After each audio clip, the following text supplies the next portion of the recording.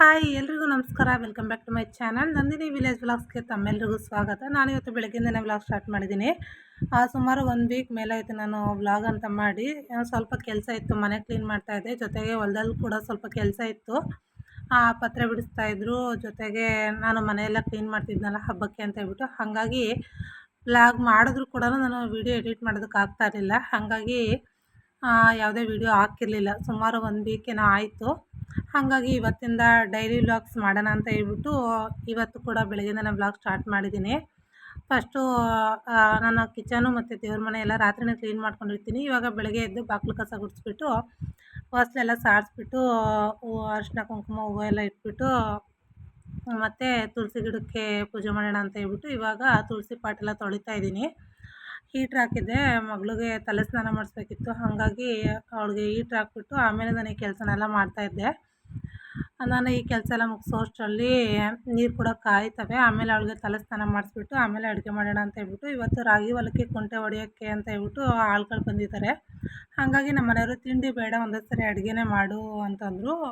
ಹಾಗಾಗಿ ಒಂದೇ ಸರಿ ಬಸ್ಸಾರು ಮಾಡಿಬಿಟ್ಟು ಮುದ್ದೆ ಮಾಡೋಣ ಅಂತ ಹೇಳ್ಬಿಟ್ಟು ಸ್ವಲ್ಪ ಕಡಲೆಕಾಳು ನೆನೆಸಿಟ್ಟಿದ್ದೆ ರಾತ್ರಿನೇ, ನೆನೆಹಾಕಿದ್ದೀನಿ. ಇವಾಗ ಬಸ್ಸಾರು ಮಾಡಬೇಕು.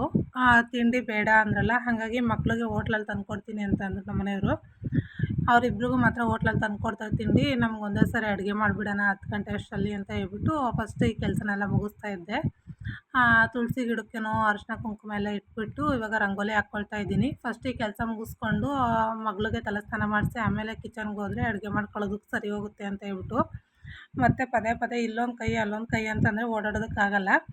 ಹಾಗಾಗಿ ಫಸ್ಟ್ ಈ ಕೆಲಸನೆಲ್ಲ ಮುಗಿಸ್ಕೊಂಡು ಒಳಗಡೆಗೆ ಹೋದರೆ ಒಂಥರ ನೆಮ್ಮದಿ ಅಂತ ಇರುತ್ತೆ. ಆಮೇಲೆ ಟೀ ಮಾಡಿ ಕಳಿಸ್ಬಿಟ್ಟು ಹೊಲ್ದ ಹತ್ರಕ್ಕೆ ಅಡುಗೆ ಮಾಡ್ಕೊಳ್ಳೋಣ ಅಂತ ಹೇಳಿ ಟೀ ಕೂಡ ಮಾಡಿಲ್ಲ ಇನ್ನೂ. ಹಾಗಾಗಿ ಫಸ್ಟ್ ಈ ಕೆಲಸನೆಲ್ಲ ಮುಗಿಸ್ಕೊಳ್ತಾ ಇದ್ದೆ.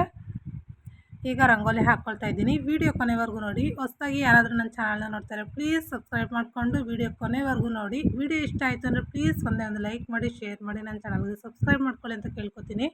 ಹಾಗೆಯೇ ಬೆಲ್ ಬಟನ್ ಪ್ರೆಸ್ ಮಾಡಿ. ನೀವು ಬೆಲ್ ಬಟನ್ ಪ್ರೆಸ್ ಮಾಡೋದ್ರಿಂದ ನಾನು ವೀಡಿಯೋ ಅಪ್ಲೋಡ್ ಮಾಡಿದ ತಕ್ಷಣ ನಿಮಗೆ ನೋಟಿಫಿಕೇಷನ್ ಬರುತ್ತೆ. ಹಾಗಾಗಿ ಇವಾಗ ನಾನು ಬಾಗಿಲು ಎಲ್ಲ ಸಾರಿಸ್ಬಿಟ್ಟು ತುಳಸಿ ಪೂಜೆ ಎಲ್ಲ ಮುಗಿಸ್ಕೊಂಡು ಮತ್ತು ಮಗಳಿಗೂ ತಲೆ ಸ್ನಾನ ಮಾಡಿಸಿ ಅವಳು ತಲೆ ಆರಿಸ್ಕೊ ಅಂತ ಹೇಳಿದೆ. ಅವಳು ಈಚೆ ಕಡೆ ಓಡಾಡ್ತಾ ಇದ್ಲು ಬಿಸಿಲಲ್ಲಿ. ಹಾಗಾಗಿ ಅವಳು ತಲೆ ಆರಿಸ್ಕೊಳ್ಳೋಷ್ಟರಲ್ಲಿ ನಾನು ಅಡುಗೆ ಮಾಡೋಣ ಅಂತ ಹೇಳ್ಬಿಟ್ಟು ಕೂದಲು ಸ್ವಲ್ಪ ಆರ್ಕೊಬೇಕು, ಎಡ್ಜೆಡ್ ಹಾಕಬೇಕಲ್ಲ. ಹಾಗಾಗಿ ಇವಾಗ ನಾನು ಬಸ್ಸಾರು ಮಾಡೋಣ ಅಂತ ಕಡಲೆಕಾಳು ನೆನೆಹಾಕಿದ್ನಲ್ಲ, ಅವನ್ನು ತೊಳೆದ್ಬಿಟ್ಟು ಒಂದು ಕುಕ್ಕರ್ಗೆ ಹಾಕ್ಕೊಂಡು ರುಚಿಗೆ ತಕ್ಕಷ್ಟು ಉಪ್ಪು ಹಾಕ್ಕೊಂಡು ಇವಾಗ ನೀರು ಹಾಕ್ತಾಯಿದ್ದೀನಿ. ಬಸ್ಸಾರು ಸ್ವಲ್ಪ ಜಾಸ್ತಿನೇ ಮಾಡಬೇಕು, ಲೇಬರ್ಸ್ ಕೂಡ ಇದ್ದಾರಲ್ಲ. ಹಾಗಾಗಿ ಇವಾಗ ಗ್ಯಾಸ್ ಆನ್ ಮಾಡಿ ಕುಕ್ಕರ್ ಇಟ್ಟು ಲಿಡ್ ಕ್ಲೋಸ್ ಮಾಡಿ 2 ವಿಜಿಲ್ ಹಾಕ್ಸ್ಕೊಂಡ್ರೆ ಸಾಕು. ಇದು ಕಾಳು ಚೆನ್ನಾಗಿ ಬೇಯ್ತವೆ, ನೆಂದಿದ್ದಾವಲ್ಲ. ಹಾಗಾಗಿ 2 ವಿಜಿಲ್ ಹಾಕ್ಸ್ಕೊಂಡು ಇವಾಗ ಕುಕ್ಕರ್ ಕ್ಯಾಪ್ ತೆಗಿತಾ ಇದ್ದೀನಿ. ತೆಗೆದ್ಬಿಟ್ಟು ಇದು ಸಪ್ಪನೀರು ಸಪ್ರೇಟ್ ಮಾಡ್ಕೊಬೇಕು. ಬಸ್ಸಾರು ಮಾಡಿಕೊಂಡು ಈ ಸಪ್ಪನೀರಿಗೆ ಕುಡಿಸ್ಕೊಂಡು ನಂತರ ಕಾಳಿಗೆ ಒಗ್ಗರಣೆ ಹಾಕ್ಕೊಬೇಕಲ್ಲ. ಹಂಗಾಗಿ ಇವಾಗ ಇದೆರಡು ಸಪ್ರೇಟ್ ಮಾಡಿ ಇಟ್ಬಿಟ್ಟು ಸಾಂಬಾರಿಗೆ ಮಸಾಲೆ ರುಬ್ಕೊಳ್ಳೋದಕ್ಕೆ ಅಂತೇಳ್ಬಿಟ್ಟು ಈರುಳ್ಳಿ, ಬೆಳ್ಳುಳ್ಳಿ ಮತ್ತು ಜೀರಿಗೆ ಹಾಕ್ಕೊಂಡು ಒಂದು ಬಾಣಲಿಗೆ ಅದ್ರ ಜೊತೆಗೆ ಸ್ವಲ್ಪ ಎಣ್ಣೆ ಹಾಕ್ಬಿಟ್ಟು ಹುರ್ಕೊಳ್ತಾ ಇದ್ದೀನಿ ಈ ಥರ. ಯಾಕಂದರೆ ಸುಡೋದಕ್ಕೆಲ್ಲ ಒಲೆ ಇಲ್ವಲ್ಲ, ಹಾಗಾಗಿ ಈ ಥರ ಹುರ್ಕೊಂಡು ಹಾಕ್ಕೊತೀನಿ ನಾನು, ಚೆನ್ನಾಗಿರುತ್ತೆ ಸಾಂಬಾರು. ಇವಾಗ ಹುರಿದಿರೋ ಅಂಥ ಈರುಳ್ಳಿ, ಬೆಳ್ಳುಳ್ಳಿ, ಜೀರಿಗೆನ ಮಿಕ್ಸಿ ಜಾರ್ಗೆ ಹಾಕ್ಕೊಳ್ತಾ ಇದ್ದೀನಿ. ತಣ್ಣಗಾದ್ಮೇಲೆ, ಬಿಸಿದೇ ಹಾಕ್ಕೊಳ್ತಾ ಇಲ್ಲ, ಸ್ವಲ್ಪ ತಣ್ಣಗಾದ್ಮೇಲೆ ಹಾಕ್ಕೊಳ್ತಾ ಇದ್ದೀನಿ.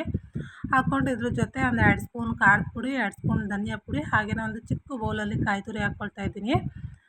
ಜೊತೆಗೆ ಬೇಯಿಸಿರೋಂಥ ಸ್ವಲ್ಪ ಕಾಳು, ಹಾಗೆಯೇ ಸ್ವಲ್ಪ ಕೊತ್ತಂಬರಿ ಸೊಪ್ಪು, ಸ್ವಲ್ಪ ಒಂದು ಹುಣಸೆ ಹಣ್ಣು, ಒಂದು ನಿಂಬೆಹಣ್ಣಿನ ಗಾತ್ರ. ರುಬ್ಬೋದಕ್ಕೆ ಎಷ್ಟು ಬೇಕೋ ಅಷ್ಟು ನೀರು ಹಾಕ್ಕೊಂಡು ಇದನ್ನು ನೈಸಾಗಿ ರುಬ್ಕೊಂಡಿದ್ದೀನಿ ನಾನು. ರುಬ್ಕೊಂಡಿರೋಂಥ ಇವಾಗ ಈ ಮಸಾಲೆಯನ್ನು ನಾನು ಸಪ್ಪನೀರು ತೆಕ್ಕೊಂಡಿದ್ನಲ್ಲ, ಅವಲೇ ಕಾಳು ಬೇಯಿಸಿರೋವಂಥದ್ದು, ಆ ಸಪ್ಪನೀರಿಗೆ ಹಾಕ್ಬಿಟ್ಟು ಸಾಂಬಾರು ಕುಡಿಸ್ಕೊಳ್ತಾ ಇದ್ದೀನಿ. ಬೇಗನೆ ಆಯಿತು, ಯಾಕಂದರೆ ಕಾಳಿನ ಬಸ್ಸಾರಲ್ವ, ಹಾಗಾಗಿ ಬೇಗ ಆಗುತ್ತೆ. ಸೊಪ್ಪಿನ ಬಸ್ಸಾರು ಅಂತಂದರೆ ಸ್ವಲ್ಪ ಲೇಟ್ ಆಗುತ್ತೆ. ಇದು ಕಾಳಿನ ಬಸ್ಸಾರು ಆಗಿರೋದ್ರಿಂದ ಸ್ವಲ್ಪ ಬೇಗನೆ ಆಯಿತು. ಸುಮಾರು ಒಂದು 9-9:30 ಅಷ್ಟರಲ್ಲಿ ಅಡುಗೆ ಎಲ್ಲ ಮಾಡಿದ್ದೆ ನಾನು. ಇದು ಸಾಂಬಾರು ಕುದಿಯೋದಕ್ಕೆ ಇಟ್ಬಿಟ್ಟು ಅದಕ್ಕೆ ಸ್ವಲ್ಪ ನಾನು ಕರಿಬೇವು ಹಾಕ್ಕೊಂಡೆ, ಹಸಿದು ಚೆನ್ನಾಗಿರುತ್ತೆ ಅಂತ ಹೇಳ್ಬಿಟ್ಟು. ಒಗ್ಗರಣೆ ಏನು ಹಾಕಲಿಲ್ಲ. ಹಾಗಾಗಿ ಇದು ಸಾಂಬಾರು ಕುದಿಯೋದಕ್ಕೆ ಇಟ್ಬಿಟ್ಟು ಇನ್ನೊಂದು ಕಡೆ ಕಾಳಿಗೆ ಒಗ್ಗರಣೆ ಹಾಕ್ಕೊಳ್ಳೋಣ ಅಂತ ಹೇಳ್ಬಿಟ್ಟು ಒಂದು ಬಾಣಲಿ ಇಟ್ಕೊಂಡು, ಬಾಣಲಿ ಬಿಸಿ ಆದಮೇಲೆ ಎಣ್ಣೆ ಹಾಕ್ಕೊಂಡು, ಎಣ್ಣೆ ಕಾದ್ಮೇಲೆ ಸಾಸಿವೆ ಹಾಕ್ಕೊಂಡು, ಸಾಸಿವೆ ಚಟಪಟ ಆದಮೇಲೆ ಈರುಳ್ಳಿ ಮತ್ತು 1-2 ಒಣಮೆಣಸಿನ್ಕಾಯಿ, ಕರಿಬೇವು ಹಾಕ್ಬಿಟ್ಟು ಒಗ್ಗರಣೆ ಫ್ರೈ ಮಾಡ್ಕೊಳ್ತಾ ಇದ್ದೀನಿ. ಒಗ್ಗರಣೆ ಫ್ರೈ ಮಾಡಿಕೊಂಡು ಆಮೇಲೆ ನಾನು ಇದ್ರ ಜೊತೆಗೆ ಕಾಯಿ ತುರಿ ಮತ್ತು ಸ್ವಲ್ಪ ಕೊತ್ತಂಬರಿ ಸೊಪ್ಪು ಹಾಕ್ಕೊಳ್ತಾ ಇದ್ದೀನಿ ಕಾಳಿಗೆ ಒಗ್ಗರಣೆ ಹಾಕ್ಕೊಳ್ಳೋಕ್ಕೆ. ಇದು ಇದು ಸ್ವಲ್ಪ ಫ್ರೈ ಮಾಡಿಕೊಂಡು ಇವಾಗ ನಾನು ಬೇಯಿಸಿರೋಂಥ ಕಾಳು ಹಾಕ್ಕೊಳ್ತಾ ಇದ್ದೀನಿ. ಕಾಳು ಹಾಕ್ಕೊಂಡು ಇದನ್ನು ಒಂದೆರಡು ಸರಿ ತಿರ್ಕೊಂಡ್ರೆ ಆಯಿತು. ಆ ಪಲ್ಯ ಕೂಡ ರೆಡಿ ಆಗುತ್ತೆ. ಮುದ್ದೆಗೂ ಕೂಡ ಇಟ್ಟಿದ್ದೆ ಇನ್ನೊಂದು ಕಡೆ, ಮುದ್ದೆ ಮಾಡ್ಕೊಳ್ಳೋಣ ಬೇಗ ಅಂತ ಹೇಳ್ಬಿಟ್ಟು. ನಮಗೆ ಆದರೆ ಒಂದು 5 ನಿಮಿಷ ಲೇಟ್ ಆದರೂ ಕೂಡ ನಡೆಯುತ್ತೆ, ಲೇಬರ್ಸ್ ಅವರಲ್ಲ, ಹಾಗಾಗಿ ಅವ್ರಿಗೆ ಬೇಗನೆ ಆಗಬೇಕು. ಹೊಲ್ದಲ್ಲಿ ಕೆಲಸ ಮಾಡೋರಿಗೆ ತಿಂಡಿ ತಿಂದರೆ ಹೊಲ್ದಲ್ಲಿ ಕೆಲಸ ಮಾಡೋದಕ್ಕಾಗಲ್ಲ. ಹಾಗಾಗಿ ನಮ್ಮ ಮನೆಯವ್ರು ಇವತ್ತು ಒಂದೇ ಸರಿ ಮುದ್ದೆ ಮಾಡಿಬಿಡಮ್ಮ, ನಮಗೆ ಹೊಲ್ದಲ್ಲಿ ಕೆಲಸ ಮಾಡೋದಕ್ಕಾಗಲ್ಲ, ನೀನು ತಿಂಡಿ ತಿಂದ್ಬಿಟ್ರೆ ನಮಗೆ ಅಂತಂದರು. ಹಾಗಾಗಿ ನಾನು ಒಂದೇ ಸರಿ ಮುದ್ದೆ ಮಾಡಿಕೊಂಡೆ. 9:30ಗೆಲ್ಲ ಅಡುಗೆ ಆಗಿಬಿಟ್ಟಿತ್ತು. ನಾನು ಕೂಡ ಊಟ ಮಾಡೋಣ ಅಂತೇಳ್ಬಿಟ್ಟು ನಮ್ಮ ಮನೆಯವ್ರಿಗೆ ಹಾಕ್ಕೊಡ್ತಾಯಿದ್ದೆ ಫಸ್ಟು. ನನಗಿಲ್ಲೇ ಹಾಕ್ಕೊಡು, ನಾನು ಊಟ ಮಾಡಿಬಿಟ್ಟು ಆಮೇಲೆ ಹೊಲ್ತಕ್ಕೆ ತಗೊಂಡೋಗ್ತೀನಿ ಅಂದರು. ಹಾಗಾಗಿ ಅವ್ರಿಗೆ ಹಾಕ್ಕೊಡ್ತಾಯಿದ್ದೆ. ಅವ್ರಿಗೆ ಊಟ ಹಾಕ್ಕೊಟ್ಟು ನಾನು ಕೂಡ ಊಟ ಮಾಡೋಣ ಅಂತ ಹೇಳ್ಬಿಟ್ಟು ಹೊಟ್ಟೆ ಹಸಿತಾ ಇತ್ತು. ಅದೇ ಸರಿ ಮುದ್ದೆ ಮಾಡಿದ್ನಲ್ಲ, ಹಾಗಾಗಿ ಮಕ್ಳಿಗೆ ಅವರು ನಮ್ಗೆ ಅನ್ನ ಸಾರು ಬೇಡ, ಮುದ್ದೆನೂ ಬೇಡ ಅಂದರು. ಹಾಗಾಗಿ ನಮ್ಮ ಮನೆಯವ್ರು ಅಲ್ಲೇ ಹೋಟ್ಲಲ್ಲಿ ಕೊಡಿಸ್ತೀನಿ ನಡೀರಿ ಅಂತ ಹೇಳ್ಬಿಟ್ಟು ಕರ್ಕೊಂಡು ಹೋಗ್ತಾಯಿದ್ರು. ನನ್ನ ಮಗ ಆಟ ಮಾಡ್ತಾಯಿದ್ದೆ, ಬೇಗ ಹಬ್ಬ ನನಗೆ ಹೊಟ್ಟೆ ಹಸಿತೈತೆ ಅಂತ ಹೇಳ್ಬಿಟ್ಟು. ನೆಕ್ಸ್ಟು ನಮ್ಮ ಮನೆಯವ್ರು ಹೋಗಿ ಮಕ್ಕಳನ್ನ ಬಿಟ್ಬಿಟ್ಟು ಅವ್ರಿಗೆ ಹೋಟ್ಲಲ್ಲಿ ತಿಂಡಿ ಕೊಡಿಸಿ ಆಮೇಲೆ ಸ್ಕೂಲಿಗೆ ಬಿಟ್ಟು ಬಂದರು. ಬಂದಮೇಲೆ ನಾನು ಕೂಡ ಊಟ ಮಾಡಿ ಸ್ವಲ್ಪ ವಿಡಿಯೋ ಎಡಿಟ್ ಮಾಡೋದಿತ್ತು, ಅದನ್ನೆಲ್ಲ ಮುಗಿಸ್ಕೊಂಡು ಒಂದು 12:30 ಹಂಗೆ ಮಗ್ ಬಿಡಿಸೋಣ ಅಂತ ಹೇಳ್ಬಿಟ್ಟು ಬಂದ್ವಿ. ತುಂಬಾ ಬಿಸಿಲಿತ್ತು. ಹಾಗಾಗಿ ಇಬ್ಬರು ಕೂಡ ಬಂದ್ವಿ ಮಗ್ ಬಿಡಿಸೋಣ ಅಂತ ಹೇಳ್ಬಿಟ್ಟು. ಒಬ್ಳಿಗೆ ಆಗಲ್ಲ ಅಂತ ಹೇಳ್ಬಿಟ್ಟು ನಮ್ಮ ಮನೆಯವ್ರು ಕೂಡ ಬಂದರು. ಬಂದು ಇಬ್ಬರು ಕೂಡ ಬಿಡಿಸ್ತಾ ಇದ್ವಿ. ಸ್ವಲ್ಪ ಕಡಿಮೆ ಆಗಿದೆ ಇವಾಗ ಮೊಗ್ಗು. ಬಿಸಿಲಂತೂ ಹೆವಿ ಹೊಡಿತಾ ಇತ್ತು. ಬಂದು ಇಬ್ಬರು ಕೂಡ ಬಿಡಿಸಿದ್ವಿ ಮೊಗ್ಗು. ಸುಮಾರು ಒಂದು 3:30-4 ಗಂಟೆ ಆಯಿತು ಮೊಗ್ಗೆಲ್ಲ ಬಿಡಿಸೋ ಅಷ್ಟರಲ್ಲಿ. 12:30ಗೆ ಬಂದವರು. ಬಿಸಿಲು ಇತ್ತಲ್ಲ, ಮೊಗ್ಗೆ ಕಾಣಿಸ್ತಾ ಇರಲಿಲ್ಲ. ಹಾಗಾಗಿ ಎಲ್ಲನೂ ಬಿಡಿಸ್ಕೊಂಡ್ವಿ. ನವಿಲು ಕೂಡ ಕೂಗ್ತಾ ಇದ್ವಿ ಇಲ್ಲಿ. ಬಿಡಿಸ್ಕೊಂಡು 3:45ಗೇನೋ ಬಂದ್ವಿ ಮನೆಗೆ.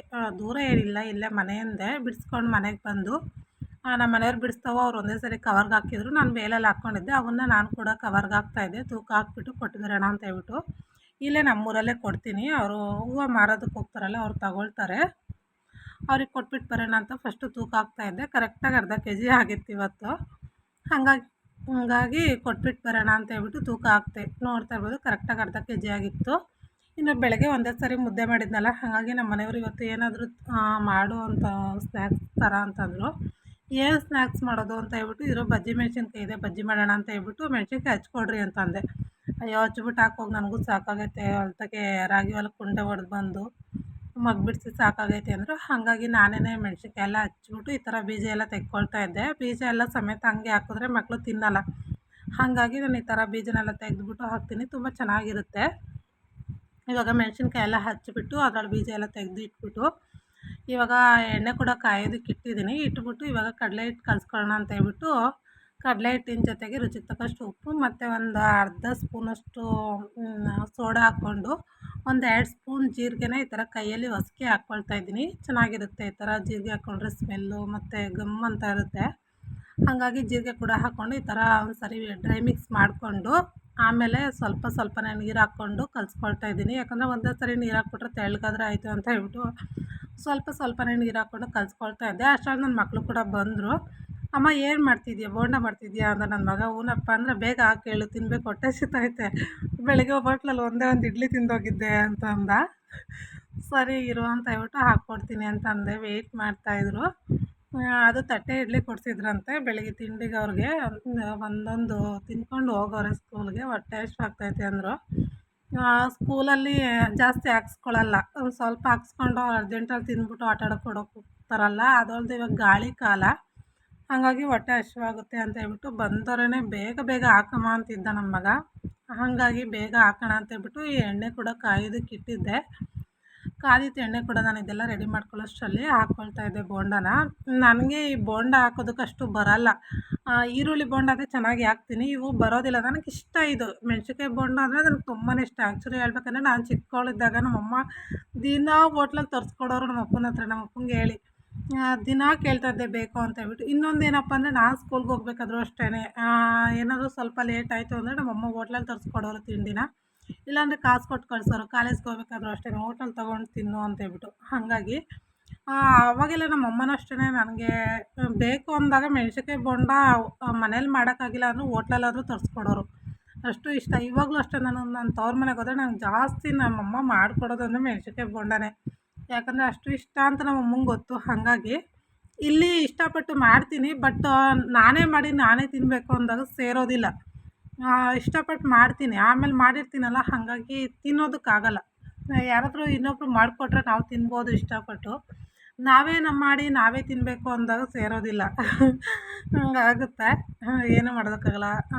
ತಾಯಿ ಆದಮೇಲೆ ಇವನ್ನೆಲ್ಲ ಅನುಭವಿಸ್ಬೇಕು.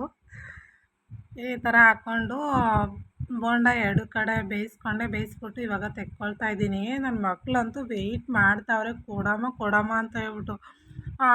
ಈ ಥರ ಬೋಂಡ ಅಥವಾ ರೊಟ್ಟಿ, ದೋಸೆ, ಚಪಾತಿ ಮಾಡಿದಾಗ ನಮ್ಮ ಮನೇಲಿ ಹಾಕಿ ಇಡಬೇಕು ಅನ್ನೋಂಗಿಲ್ಲ. ಹಾಕ್ತಾನೆ ತಿನ್ಕೊಬಿಡ್ತಾರೆ. ಇನ್ನು ತೆಗಿಯೋದಕ್ಕೆ ತಡ ಹಂಗೆ ಖಾಲಿ ಮಾಡ್ತಾ ಇರ್ತಾರೆ. ಬಿಸಿ ಐತೆ ಅಂದರೂ ಕೇಳ್ತಾ ಇಲ್ಲ. ಹಾಗೆ ನನ್ನ ಮಕ್ಕಳು ತುಂಬಾ ವೆಯ್ಟ್ ಮಾಡ್ತಾಯಿದ್ರು ಕೊಡಮ್ಮ, ಕೊಡಮ್ಮ ಅಂತ ಹೇಳಿ. ಹಾಗಾಗಿ ಅವ್ರಿಗೆ ಹಾಕ್ಕೊಟ್ಟೆ. ವೀಡಿಯೋ ಮಾಡ್ಕೊಳ್ಳೋಣ ಇರೋ ಒಂಚೂರು ಅಂದರೆ ಕೇಳ್ತಾ ಇಲ್ಲ. ಕೊಡಮ್ಮ ಏನು ವೀಡಿಯೋ ಮಾಡ್ತೀಯ ತಿನ್ನೋಣ ಅಂತ ಹೇಳ್ಬಿಟ್ಟು.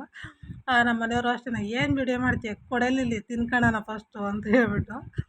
ಹಾಗಾಗಿ ಅವ್ರಿಗೆ ಹಾಕ್ಕೊಟ್ಟೆ ಫಸ್ಟು. ಹಾಕ್ಕೊಟ್ಬಿಟ್ಟು ಸುಮಾರು ಒಂದು 5:30, 6 ಗಂಟೆ ಅಷ್ಟರಲ್ಲೆಲ್ಲ ಬೋಂಡ ಹಾಕಿದ್ದು ಆಯಿತು, ತಿಂದಿದ್ದು ಆಯಿತು. ಕರೆಂಟ್ ಹೋದ್ರೆ ಆಯಿತು, ಇನ್ನು ಮಳೆ ಬರೋಂಗಾಗೈತೆ ಅಂತ ಹೇಳ್ಬಿಟ್ಟು ಸ್ವಲ್ಪ ರಾಗಿ ಮತ್ತು ಹೆಸ್ರು ಕಾಳು, ಉದ್ದಿನಬೇಳೆ ಎಲ್ಲ ನೆನೆಹಾಕಿದ್ದೆ ನಾಳೆಗೆ ಇಡ್ಲಿ ಮಾಡೋಣ ಅಂತ ಹೇಳ್ಬಿಟ್ಟು.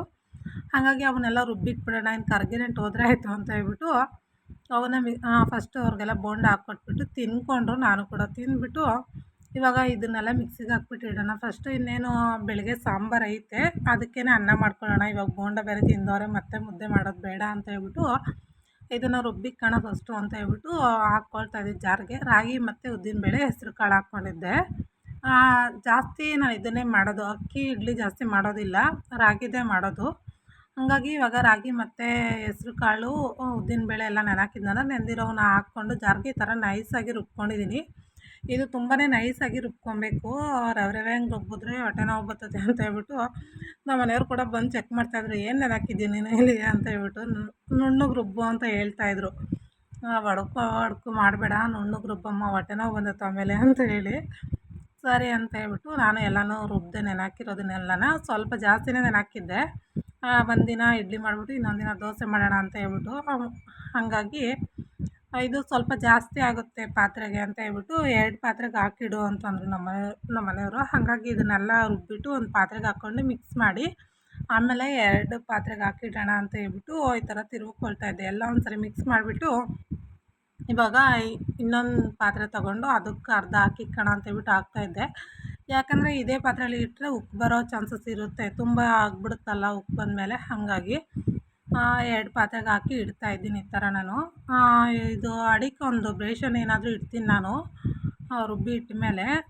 ಹಿಂಗೆ ಇಡಲ್ಲ, ಅಕಸ್ಮಾತ್ ನಾವು ಅದು ಉಪ್ಪು ಬಂದರೂ ಕೂಡ ಬೇಷನಲ್ಲಿ ಇರುತ್ತೆ ಅಂತ ಹೇಳ್ಬಿಟ್ಟು ಈ ಥರ